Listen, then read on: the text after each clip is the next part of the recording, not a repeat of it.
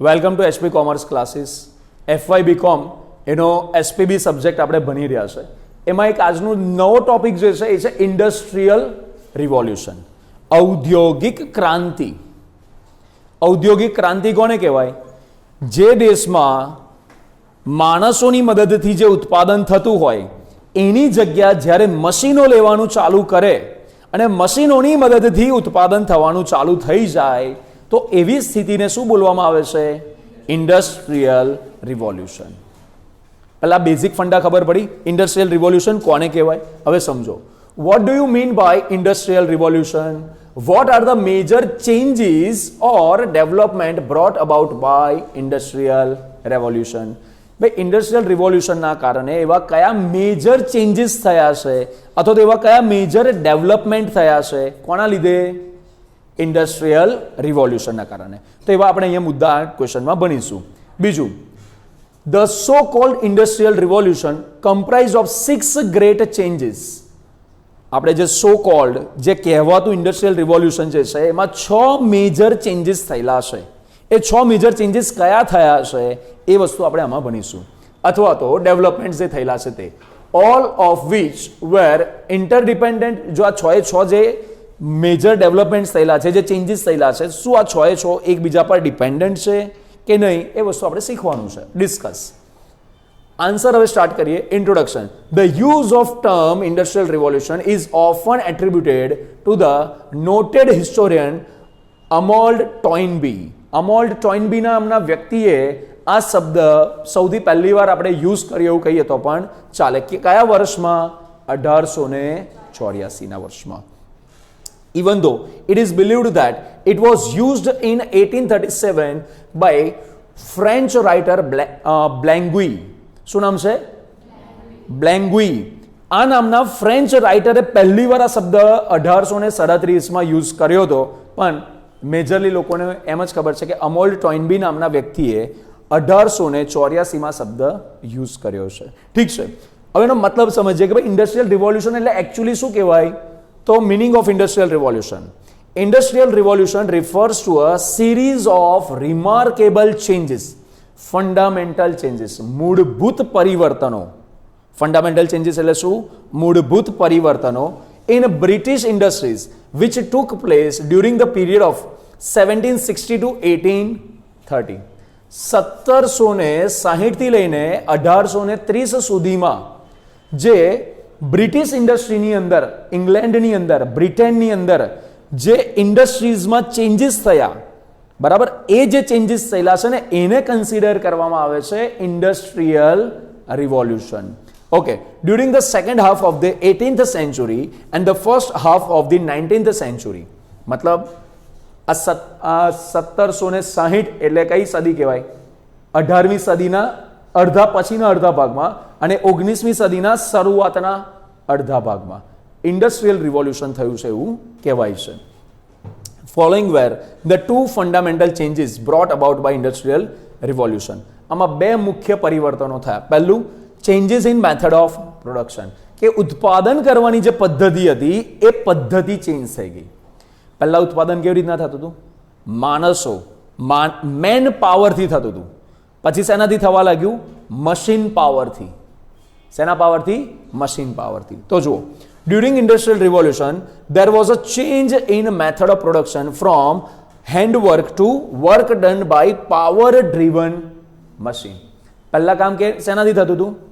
માણસોના હાર્ડવર્કથી થતું હતું, મેન પાવરથી થતું હતું. એની જગ્યા કોને લઈ લીધી? પાવરથી ચાલતા મશીનો દ્વારા. એ ભાઈ પાવર વીજળી તો ના કહી શકાય, પણ વરાળ ઉર્જા, બરાબર, પછી પેલું ડીઝલથી ચાલતા એન્જિનો આવ્યા, પછી કોલસાથી ચાલતા એન્જિનો આવ્યા. આ બધા વારાફરતી એમાં ચેન્જીસ થવા લાગ્યા. પહેલું વરાળથી ચાલતે આવ્યું હતું, પછી કોલસાથી ચાલવાવાળું આવ્યું, પછી ડીઝલથી ચાલતું આવ્યું અને પછી વીજળીથી ચાલતું આવ્યું. બરાબર, ડીઝલ અને વીજળી બે મિક્સ કરીને ડીઝલી બનાવી દીધું. લો બોલો, મગજ ઓર ડેન્જર છે આપણું. Changes in system of industrial organization. Before industrial revolution, production was done at home. Industrial revolution પહેલા ઉત્પાદન ક્યાં થતા હતા? લોકો પોતાના ઘરમાં ઘર બેઠા ઉત્પાદન કરતા હતા, મતલબ ઘરની બહાર કોઈ મોટું એરિયા હોય ત્યાં બેઠા બેઠા ઉત્પાદન કરતા. પણ ઇન્ડસ્ટ્રીયલ રિવોલ્યુશન પછી પ્રોડક્શન કરવા માટે સ્પેશિયલ ફેક્ટરીની સ્થાપનાઓ કરવામાં આવી. But after industrial revolution production is done at factory. Special factory સ્થાપિત કરવામાં આવી અને ફેક્ટરીઓમાં જઈને ઉત્પાદન કરવાના કામકાજ ચાલુ થયા. Next, usually the word revolution indicate sudden changes. Revolution શું બતાડે છે? રિવોલ્યુશનનો મતલબ શું થાય? અચાનક કંઈક ચેન્જ થાય છે. આપણા દેશમાં પણ અમુક એવા અચાનક ચેન્જ થયેલા છે. એક બે ચેન્જના નામ કહું, તમે ગુજરાતીમાં તો એ નામ સાંભળેલા જ છે, જેમ કે ગ્રીન રિવોલ્યુશન, હરિત ક્રાંતિ, હરિયાળી ક્રાંતિ, હરિત ક્રાંતિ અથવા તો હરિયાળી ક્રાંતિ. પછી એવું જ એક બહુ ફેમસ રિવોલ્યુશન છે, વ્હાઇટ રિવોલ્યુશન. વ્હાઇટ રિવોલ્યુશન શેમાં થયું છે ખબર? શ્વેત ક્રાંતિ. સાહેબ શ્વેત ક્રાંતિ, દૂધના ઉત્પાદન માટે થઈ હતી શ્વેત ક્રાંતિ. ડોક્ટર વર્ગીસ કુરિયનનું નામ સાંભળ્યું છે? ચાલો છોડો, એ ક્યારેક આપણે એનો મુદ્દો કાઢીશું. વર્ગીસ કુરિયન કરીને આપણા દેશમાં આપણે અમૂલ જે કહીએ છીએ ને, અમૂલ, બરાબર, આજે અમૂલ ડેરી આજે આખા વિશ્વભરમાં જે ફેમસ થઈ છે ને, એમાં એક બહુ મોટું યોગદાન કોનું રહ્યું છે? ડોક્ટર વર્ગીસ કુરિયનનું, કે જેમણે આપણા દેશની અંદર શ્વેત રિવોલ્યુશનના જે જનેતા કહેવાય છે એ એમને ગણવામાં આવતા હોય છે. ઠીક છે, એની ક્યારેક ચર્ચા નીકળે છે ત્યાં કહીશું. Okay, but industrial revolution did not occur suddenly. રિવોલ્યુશનનો મતલબ થાય સડન ચેન્જીસ, પણ ઇન્ડસ્ટ્રીયલ રિવોલ્યુશન અચાનક થતું નથી. The process of industrial revolution was gradual and during this period there were number of inventions. Gradual એટલે તબક્કાવાર. ઇન્ડસ્ટ્રીયલ રિવોલ્યુશન કેવું થાય છે? તબક્કાવાર થાય છે. ગ્રેજ્યુઅલનો મતલબ આવો થાય. અને એ સમયમાં ઘણા બધા નવા નવા ઇન્વેન્શન્સ થયા. ઇન્વેન્શન્સ એટલે શોધખોળ થઈ. જેમ કે કઈ શોધખોળ થઈ? Spinning jenny, power looms, lathe machine, water frame, mule, spindles પણ બોલાય છે, સ્ટીમ એન્જિન એટસેટ્રા. હવે ઘણા બધી વસ્તુઓ તો તમે કદાચ પહેલી વાર સાંભળી હશે ને છેલ્લી વાર સાંભળશો. જેમ કે સ્પિનિંગ જીની, બરાબર, સ્પિનિંગ જેની છે. પછી મ્યુલ અથવા તો સ્પિન્ડલ્સ. આ વસ્તુઓનું શું કામ છે? ગાંધી બાપુનો પેલો ચરખો જોયેલો છે ને તમે લોકો, એ ચરખાની મદદથી શું બને એવું જરા કહો તો? એ ચરખાથી કપડાં બને છે કે દોરો બને છે? એક્ઝેક્ટલી, બરાબર. એ ચરખાને ફેરવીને રૂને જોઈન્ટ કરીને શું બનાવવામાં આવે છે? દોરો બનાવવામાં આવે છે. અને એ દોરાની મદદથી પછી તમે કાપડ ને બધું બનાવો છો. તો પહેલા એક્ઝેક્ટલી જે રીતના ગાંધી બાપુ પેલો રેટિયાનો ઉપયોગ કરતા હતા ને, કે ભાઈ ચરખાનો ઉપયોગ કરતા હતા, એની જગ્યા કોને લીધી? મશીનોએ લીધી. અને એ જે નવા મશીનો શોધાયા ને એના નામ છે સ્પિનિંગ જીની અને મ્યુલ, સ્પિન્ડલ્સ. કે આની મદદથી શું થવા લાગ્યા? એ જે દોરા બનાવવાનું કામકાજ છે ને, આની મદદથી બનતા હતા દોરા અને આની મદદથી બનતા હતા કપડા. પાવર લૂમ્સ આવી ગયા. તમે કોઈ કદાચ જોયા હોય તો ઘણા એક્ઝિબિશન્સમાં મૂકવામાં આવે છે. એક એક દોરો પહેરવીને આખું કાપડ બનાવવામાં આવે. જે આપણે વનકર કહીએ છીએ ને, વનકર, તો વનકર એટલે કોણ? વનકર એટલે એવો વ્યક્તિ કે જે કાપડ બનાવવાનું કામ કરે છે. બુનકર નહીં બોલતા આપણે, બુનકર.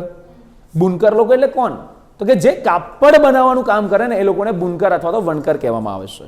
બરાબર. તો એ લોકોની જગ્યા પછી કોને લીધી? પાવર લૂમ્સે લીધી.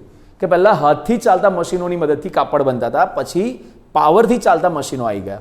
બરાબર. પછી લેથ મશીન. આ લેથ મશીન અત્યારે ધીરે ધીરે ફેમસ થઈ રહ્યા છે. તમે જોવો છો પેલું લોખંડનો ટુકડો હોય ને, એને છોલીને અથવા લાકડાને છોલીને પ્રોપર એને એક ડિઝાઇન આપવામાં આવે, એક શેપ આપવામાં આવે. એના માટે જે ઉપયોગ થાય છે ને એને શું બોલવામાં આવે છે? Lathe machine. ઠીક છે. પછી સ્ટીમ, વરાળ ઉર્જા અને આ બધાનું શોધખોળ થઈ. જે પેલા 6 મેઇન મુદ્દા કીધા ને, ક્વેશ્ચનમાં આવ્યું કે ભાઈ ઇન્ડસ્ટ્રીયલ રિવોલ્યુશન વખતે 6 મેજર ચેન્જીસ થયા. આ કયા 6 મેજર ચેન્જીસ થયા? તો let's see that. Major changes or development during industrial revolution according to novels following were 6 major changes which took place during the period of industrial revolution. એમાં પહેલું change શું થયો? Development of engineering skill. Obviously તમે નવા સંશોધનો થશે, નવી શોધખોળ થશે, તો તમારે નવા એન્જિનિયર્સની પણ તો જરૂર પડશે, એન્જિનિયરિંગ સ્કિલની બી તો જરૂર પડશે. તો જો industrial revolution brought considerable development of engineering skill. After industrial revolution production processes were, જે પ્રોડક્શનની પ્રક્રિયાઓ હતી, were carried out by machines. ઉત્પાદનના કામો કોનાથી થવા લાગ્યા? મશીનોની મદદથી થવા લાગ્યા. Now to design, to produce and to repair and to maintain the machines, there was a need for trained and skilled engineers. મશીનોથી ઉત્પાદન થવા લાગ્યા તો મશીનોને બનાવવા માટે, મશીનોને ચલાવવા માટે, મશીનોને રિપેર કરવા માટે, મશીનોને મેન્ટેન કરવા માટે પ્રોફેશનલ અને ટ્રેન્ડ માણસોની જરૂર પડે કે ના પડે? એટલે અલ્ટિમેટલી શેની જરૂરત ઊભી થઈ? એન્જિનિયર્ડ સ્કિલ્સની જરૂર, એન્જિનિયરોની જરૂર પડવા લાગી.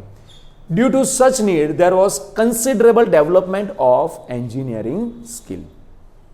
ઇન્ડસ્ટ્રીયલ રિવોલ્યુશનનો પહેલો શું મેજર ચેન્જ આવ્યો ખબર પડી? કે એન્જિનિયરિંગ સ્કિલ્સ માટે બહુ જબરજસ્ત ડેવલપમેન્ટ થયું. બીજું શું આવ્યું? Revolution in iron making. અચ્છા, મશીનો બને એમાંથી લોખંડમાંથી, તો લોખંડ બનાવવાનું પણ જે કામ છે ને એમાં પણ રિવોલ્યુશન આવ્યું, ક્રાંતિ આવી. બરાબર? કે જે લોખંડ નીકળે ક્યાંથી? જમીનમાં જે લોખંડની જે ખાણ હોય એમાંથી કાઢી એ ખાંડને જે માટી બાટું જે હોય એને પીગળાઈને એમાં શું બનાવવામાં આવે?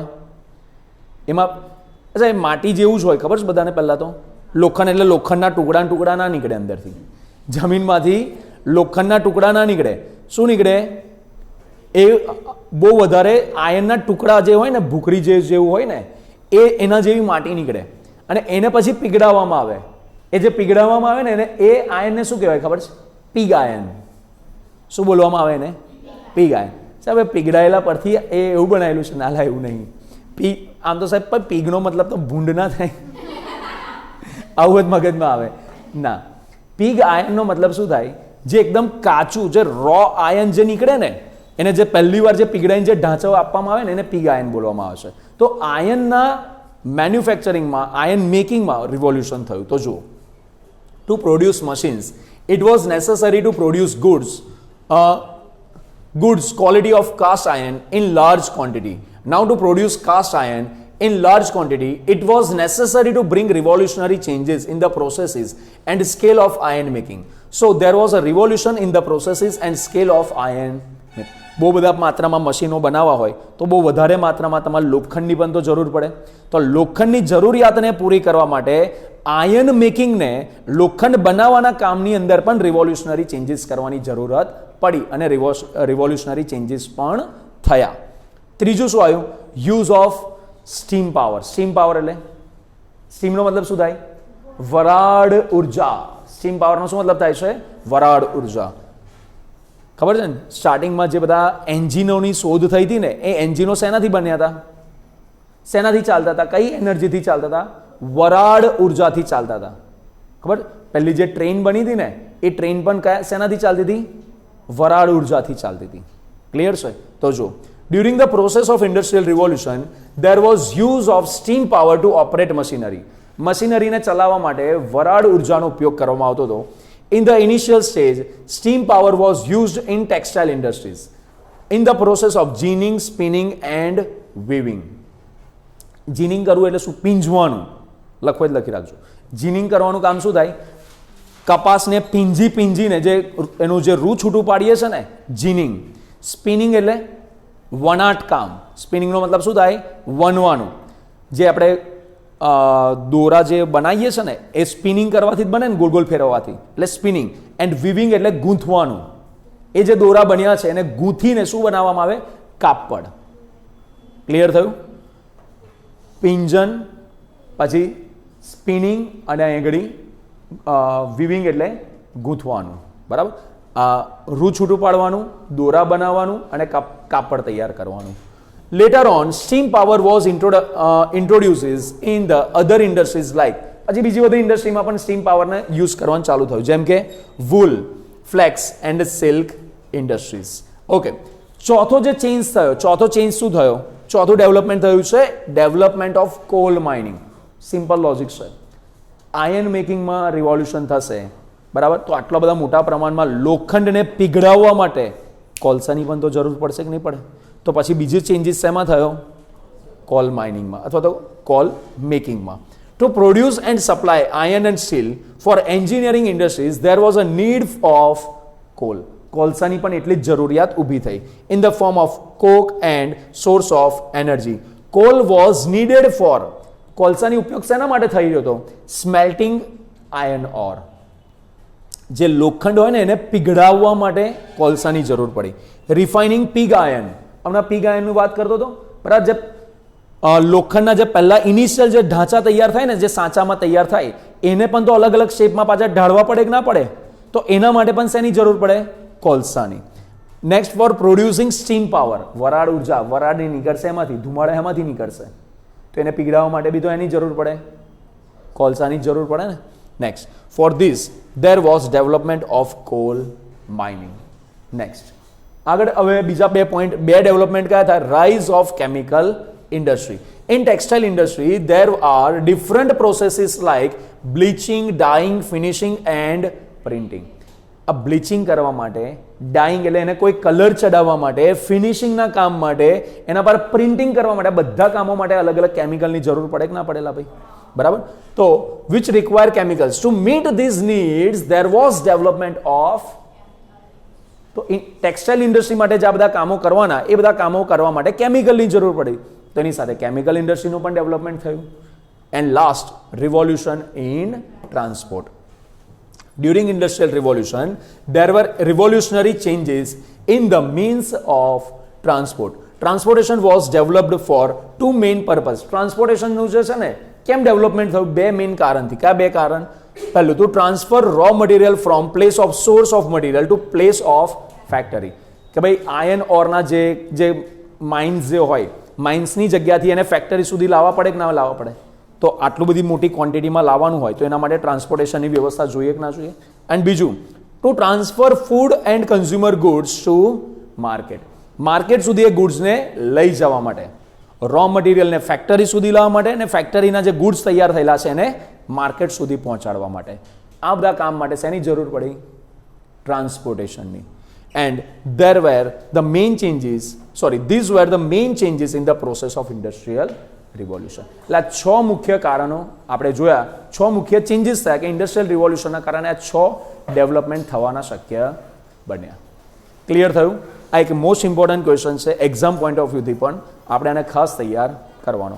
આશા રાખું છું તમે અહીંયા છેલ્લા સુધી વિડીયો જોયો હશે, અને જો જોયો છે, પસંદ આવ્યો હોય તો લાઇક અને કમેન્ટ કરજો, અને આવા જ FYના રિલેટેડ વિડીયોઝ જોવા માટે આ ચેનલને સબસ્ક્રાઇબ કરજો. ધન્યવાદ.